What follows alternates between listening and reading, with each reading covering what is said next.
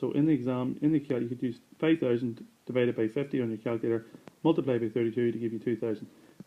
Just make sure you check that question to make sure you know what I'm talking about. Okay. Question 11. Use your calculator to find the answer. Please do it one step at a time. Do the top line first to give you that, the bottom line first next to give you that, this number here, and then the key thing is it says to one decimal place. One decimal place. So that gives you an answer here to give you the answer of 2.7. Just make sure you check that out. That's page 13. Okay, so page 14 here we have estimating again. Estimating how much each apple costing 38 pence can be bought from 2.75. Show your workings clearly. Now, that's pence and that's pounds. Please make sure, boys and girls, that you turn that into pence. 300 pence.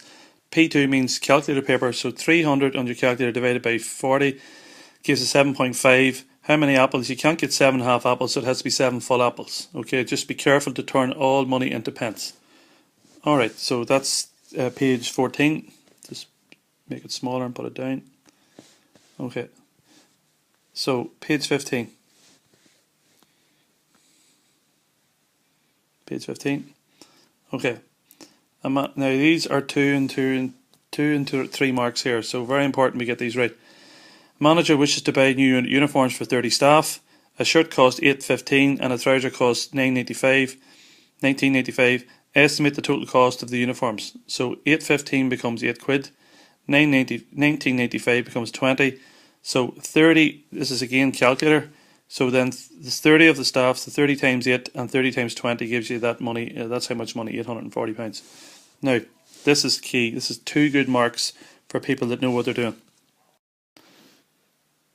Okay, so from this moment on, they're asking really, is it an overestimate or an underestimate? So we have estimated the cost to be £840. We've estimated the shirt, we've estimated it down, and we've estimated the trousers up. Okay, so this, again, just to reiterate, this page is clearly important. This question here about under or overestimate. The thing to know is that the shirts cost £8.15.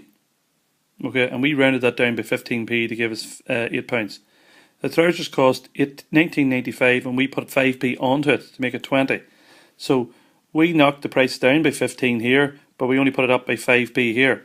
So what that means is it going to be underestimate or an overestimate? Well, what that means is that the trousers have been rounded up by 5p, so that gives you now 150p. The shirts have been rounded down by 15p, so 30 of those shirts times 15 gives you 450. So you've rounded down more than you've rounded up. So that means it's going to be a lower cost. Okay, just to reiterate, there's 30 trousers, and the shirts were put down by 15p because they were $8.15 and we only made them £8. The trousers, there was 30 of those. We rounded them up by 5p because they were $19.95 to give you 20. So we rounded down more than we rounded up, which means if it's going down, it's an underestimate. Okay, now that's page 15 done. Page 16. This is BidMass.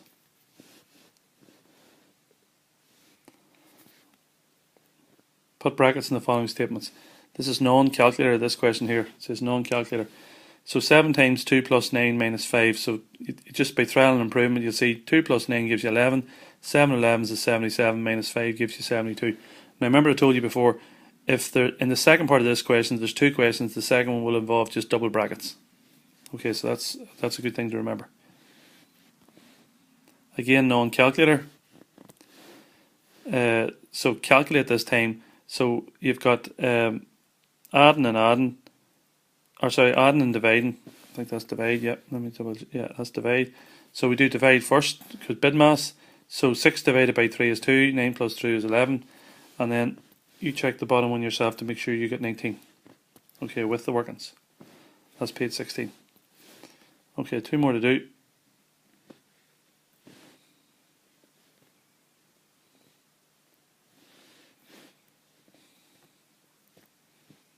Page 17.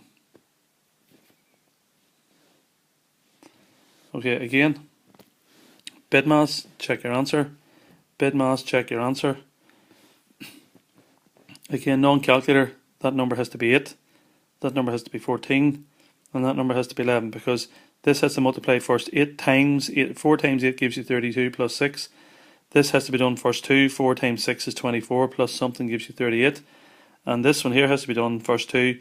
4 times 11 is 44 minus 6 is 38. Okay, so just check your answers there.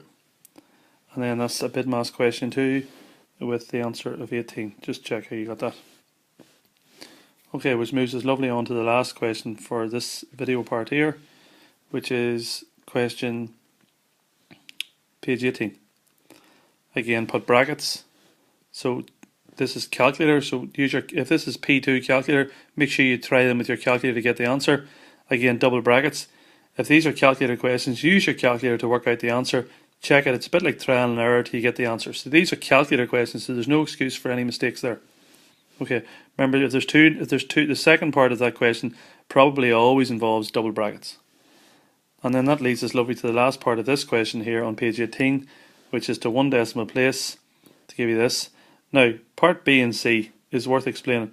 Write a digit in each box below so the number when rounded to 2 decimal places is 4.7. Well, this, because that's the number, there's the arrow has to go here because 2 decimal places.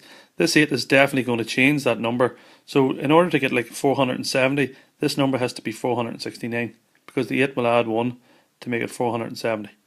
Again, significant figures. Remember, significant figures are any numbers that are not 0 at the start. So second significant figure is 6. This one won't increase that. So that gives you 5,000, and then these two numbers become 0. Now, there's lots of answers here. So for example, I could have done, I could have had 5, 6, 2, 5, an arrow there. And this 2 wouldn't change that, so that would still be 5,600 as what they're looking for in the question. Okay, so that's the end of this first part of the booklet, pages 1 to 18. I'll continue on with pages 19 in the next video. Thank you. Hello, welcome back. This is now page 19. Similar type of questions, estimating again. Be careful, the square root of 40. That's the answer, 6.5, accepting 6.1 to 6.5. Next answer is 19, 8 and 18. Okay, now the next part of the question at the bottom of page 19 is worth me spending 2 minutes on. This does not mean you add both those. You do not add both those to give you the square root of 100. This is non-calculator, so you don't add those. Estimate means the square root of 17 is close to the square root of 16, which is 4. The square root of 83 is very close to the square root of 81, which is 9. 4 plus 9 is 13. That's the only answer for that. Okay? Don't be doing the square root of 100, which is 10. That's wrong. Okay, and then the other two are the answers are 32 and 9. Now, page 20, you've got again BidMass question to give you an answer of 11. Now, this one here is worth having to think about. The brackets means you do 7 minus 2, which is 5. That 4 beside the brackets mean 4 5s is 20, plus 9, which is 29. This here, you do the dividing first. 15 divided by 3 is 5. Then you write out 6 times 3 plus 5. Multiply first to give you 18 plus 5, which is 23. Now, the one at the bottom is an indices question. This first part is correct. So we've got p to the power of 4 raised by 2. When you have brackets, that means multiply. Now, this one is incorrect. Okay, but this is a standard answer a lot of people put in. P to the power of 3 times p to the power of 6 does certainly not give you p to the power of 18. I put that in because most people do that. The correct answer is actually p to the power of 9. Okay, because when you multiply powers, you add them. That is certainly not p to the 18. And then, of course, the last part, when we divide, we actually subtract. So p to the power of 4 divided by p, which actually means p to the power of 1. If it doesn't have a power, it's a 1. So 4 minus 1 is 3. And that's page 20 completed.